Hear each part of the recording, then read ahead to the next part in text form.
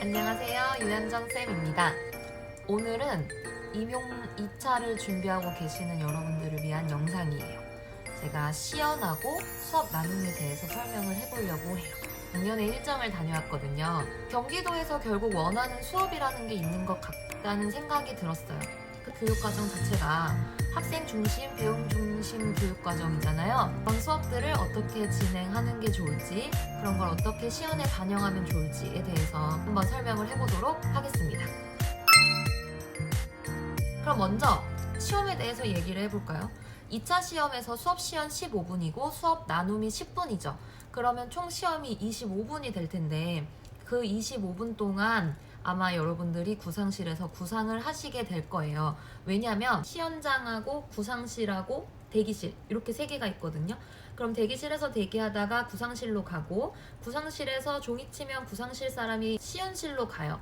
그럼 시연실로 갈 때 다음 번호가 구상실로 들어오고 이 사람이 시연하는 동안 구상실에서 구상을 하기 때문에 25분 동안 하실 거고요. 수업 나눔을 했던 친구한테 얘기를 들어보면 수업 나눔 문제도 구상 안에 들어있었다고 합니다. 그러니까 나눔 문제를 보시고 수업 시연 준비를 하셔야 될 것 같아요. 시연하실 때 가장 중요한 거는요. 첫 번째로 수학적인 내용을 정확하게 설명하시는 것입니다. 설명이 15분 동안 하라는 게 아니라요. 개념을 설명해야 되는 부분이 있잖아요. 예를 들면 제가 시험 봤던 거는 절대부등식이었으니까 절대부등식이 무엇인지 설명을 하고 전개를 하는 거였거든요. 그 절대부등식이라는 그 내용은 시험지 안에 나와 있지가 않아요. 그건 여러분들 머릿속에 들어 있으셔야 되는 거거든요. 지금 한번 생각해 보실래요? 절대부등식의 정의? 예. 그런 것들이 교과서랑 지도서에 있잖아요. 그래서 그 지도서를 보시면서 개념이랑 정의 정리들은 정확하게 외우셔서 설명할 때 정확하게 설명할 수 있으셨으면 좋겠습니다. 예. 그 다음에 두 번째는 일단 내용을 알던 모르던 간에 여러분 적당히 알아도 자신감 넘치는 목소리로 크게 설명을 해주세요. 시험장을 가면 칠판이 있고 면접관이 있고 여기 선생님들이 몇 분 앉아 계세요. 칠판을 지워주시는. 그리고 요 가운데에는 지금 나눔 때문에 의자가 생겼다고 들었어요. 그럼 저희가 요 세 분의 면접관 중에 한 분만 수학 전공 선생님이고 나머지는 수학 전공이 아니란 얘기를 들었거든요. 그래서 여러분 들어가실 때 무슨 마음을 가지는 게 좋으시냐면 저 수학 전공이 아니신 분들께 내가 오늘 수학을 설명하고 오리라 라는 마음으로 들어가시면 그분들께 설명한다고 생각하면 실제로 학생이 없기 때문에 그 빈 공간에서 설명해도 조금은 덜 어색할 수 있어요. 요새 시험 복귀한 문제들을 다시 보면 항상 모둠으로 주어지더라고요.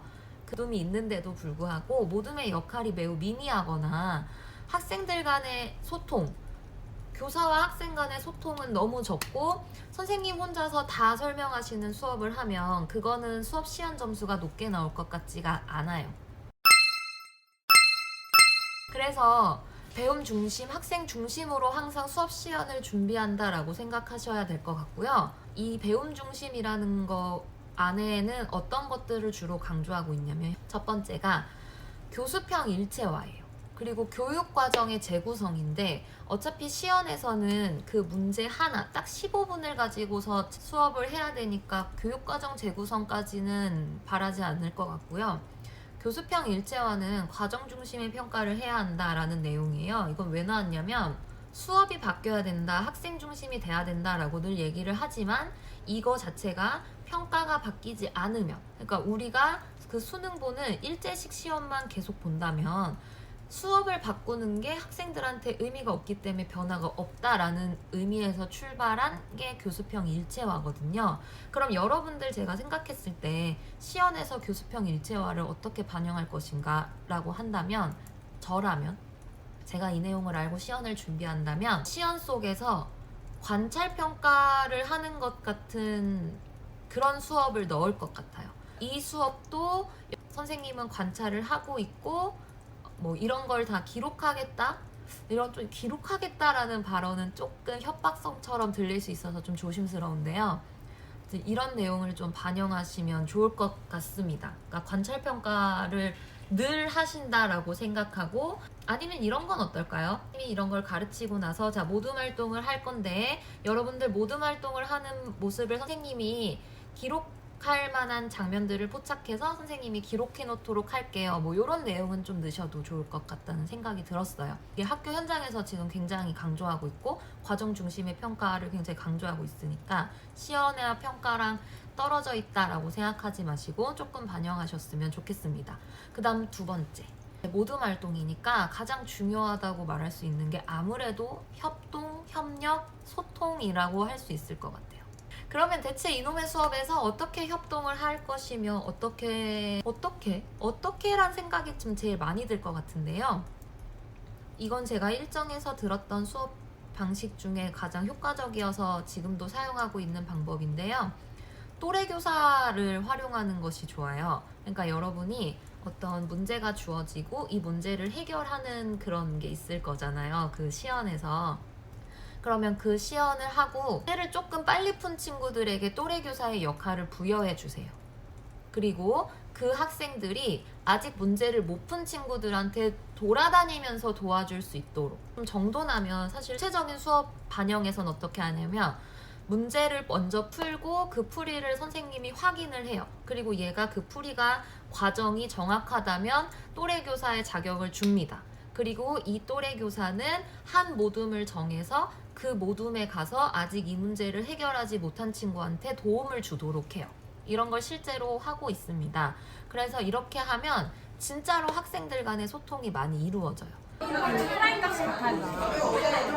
얘는 근데 얘는 프라임 값이 같고 얘는 할 수가 없으니까 연속이지만 비교 가능하지 않아서 얘는. 그러면 여러분이 시연을 한다고 생각한다면, 제가 시연을 한다고 생각을 해본다면 어떻게 할 것 같냐면, 자, 그러면 이 문제를 먼저 해결한 친구들 한번 손들어 볼까? 아, 맞다. 반말하면 안 돼요. 자, 그러면 우리 이 문제를 지금 조금 빨리 해결한 친구 한번 손들어 볼까요? 우리 6명이나 벌써 손을 들었네요. 그러면 우리 저 6명의 친구들의 풀이를 선생님이 한번 확인을 하고 이 친구들이 오늘 또래 교사가 되어서 각 모둠에서 도움이 필요한 친구들에게 도움을 주도록 합시다. 뭐 이런 식으로 하면 좋을 것 같아요. 또래 교사 아니면 또 어떤 것도 있냐면요. 모두가 다 또래 교사 할 수 없으니까 멘토 멘티를 정해서 수업을 하기도 해요. 근데 이것도 고정되지 않는 것이 더 좋아요. 자, 그러면 오늘 선생님 내용이 잘 이해가 가서 오늘 저는 멘토 할래요 하는 친구 있어요? 이런 식으로. 예. 그러면 우리 6명의 친구가 멘토가 될 수 있겠다고 손을 들었어요. 그럼 선생님이 아니면 좀 더 많이 할까요? 애들이 많이 멘토를 하면 훨씬 좋으니까 10명의 친구가 멘토를 한다고 손을 들었어요. 그럼 오늘은 10명 다 해볼까요? 아니면 혹은 그럼 오늘은 너무 아쉽지만 10명 중에 우리 모둠이 6개니까 이거는 시험에서 나옵니다. 모둠의 숫자와 맞게 6명만 멘토가 되는 걸로 해볼까요? 네, 또래 교사랑 사실 거의 비슷하죠. 사실 실제로 수업할 때 멘토 멘티를 할 때는 저는 멘토 멘티를 정해서 하고요. 또래 교사를 할 때는 그날 그 문제를 잘 푼 친구 또래 교사로서 섭외를 합니다. 그래서 이런 식으로 서로 협력할 수 있는 수업을 만들으셔야 되는데, 이때 또 중요한 게 있죠. 저희가 수업만 가르치는 거 아니잖아요. 수업의 태도, 정의적인 영역도 가르쳐야 되거든요. 시연해야 되는 내용 중에. 자, 그러면 보통 이런 식의 기회, 서로 소통하는 기회를 만들었을 때 여기서 또 강조해 주셔야 될 것 같아요.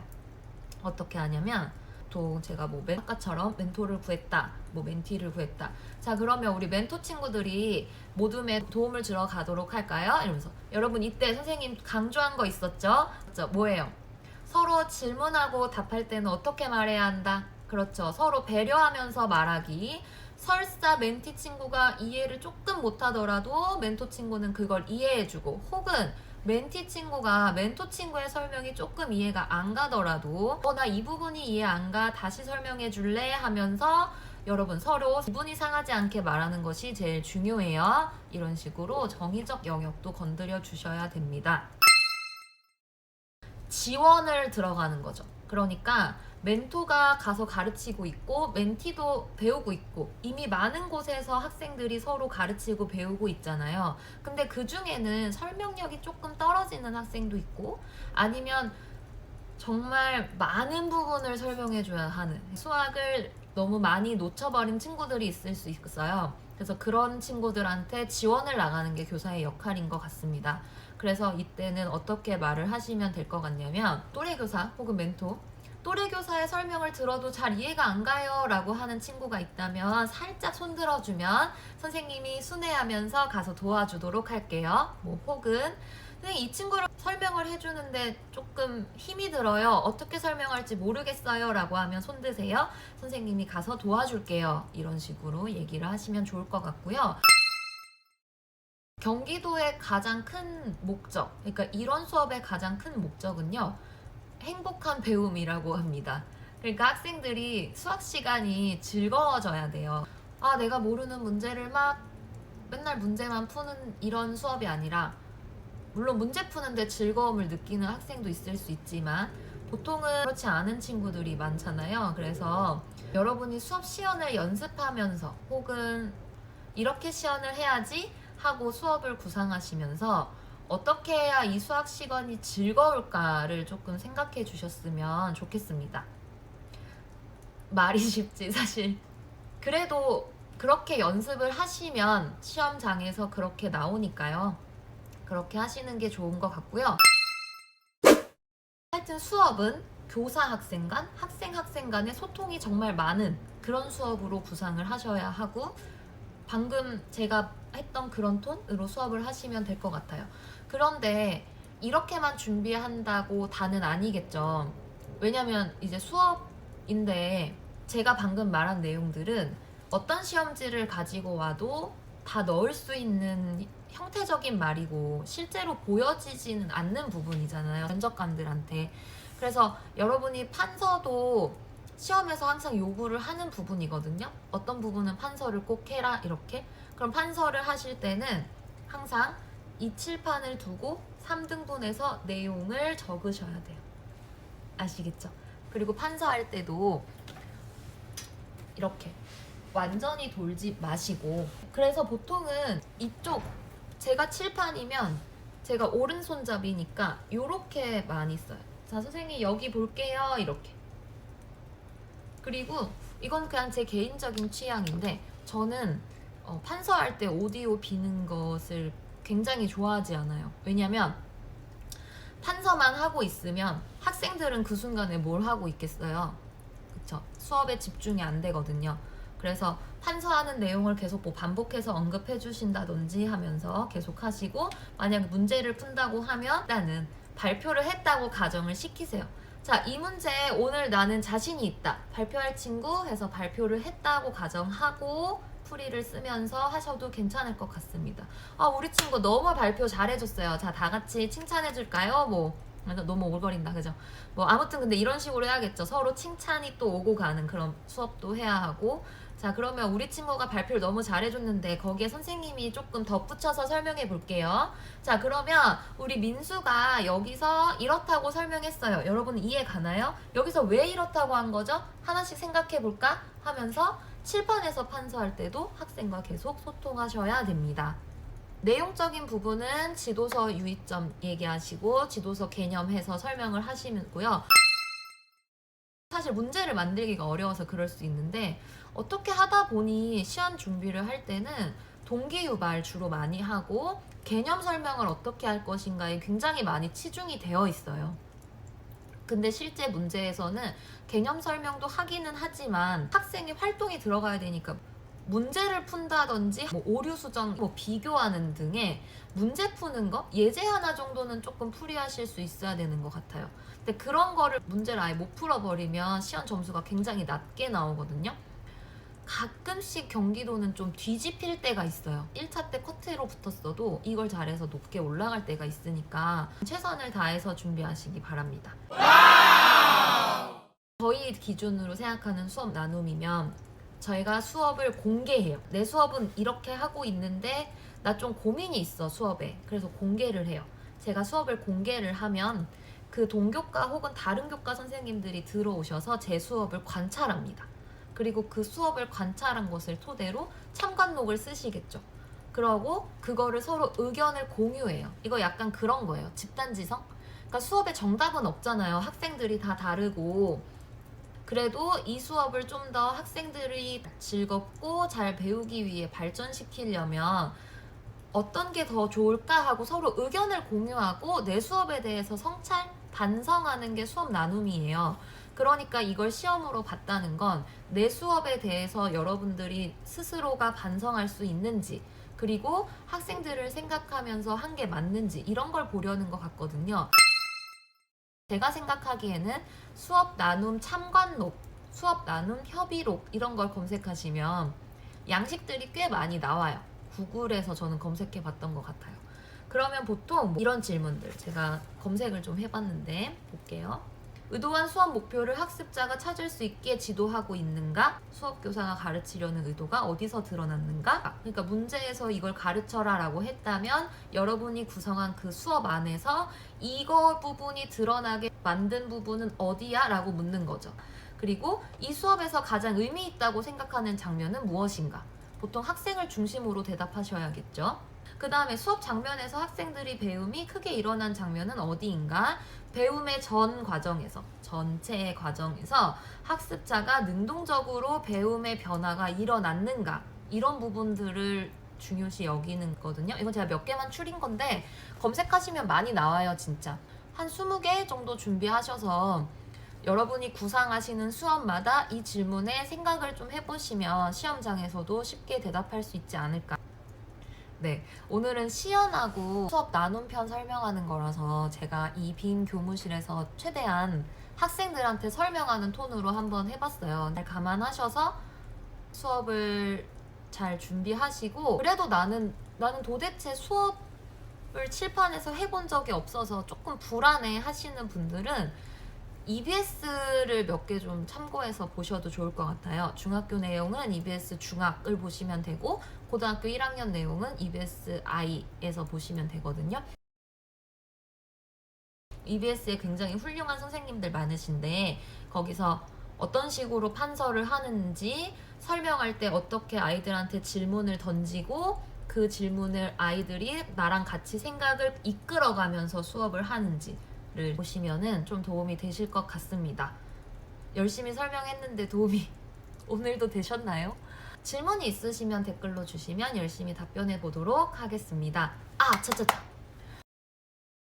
너무 궁금해서 사실 제가 물어봤어요. 이거 말해주고 싶어. 교장 선생님 그 면접으로 한번 갔다 오셨던 교장 선생님이 시크릿이라고 했는데 제가 여쭤봤거든요. 이거 꼭 순회 지도를 해야지 점수가 되는 거냐, 점수를 받는 거냐 여쭤봤는데 정확히 아닌데 이렇게 얘기는 안 하셨는데, 그냥 그거를 말씀하시면서 저한테 하신 말씀이 그거 참 연기하는 건데 너무 서로 민망하다 이렇게 얘기하셨거든요. 근데 점수에 들어가는 건데 그렇게 말씀 안 하실 것 같거든요. 그래서 그게 그렇게 크게 중요한 것 같진 않아요. 저 하고 싶으면 하고 아니면 말로라도. 근데 저는 말로는 했어요. 쌤이 돌아볼게 이렇게. 저도 그거는 네, 했죠. 근데 쌤이 실제로 돌아볼게요. 돌진 않았다는 거예요. 꼭 이렇게 언급만 해주시면 되지 않나. 근데 네, 잘 보셨나요?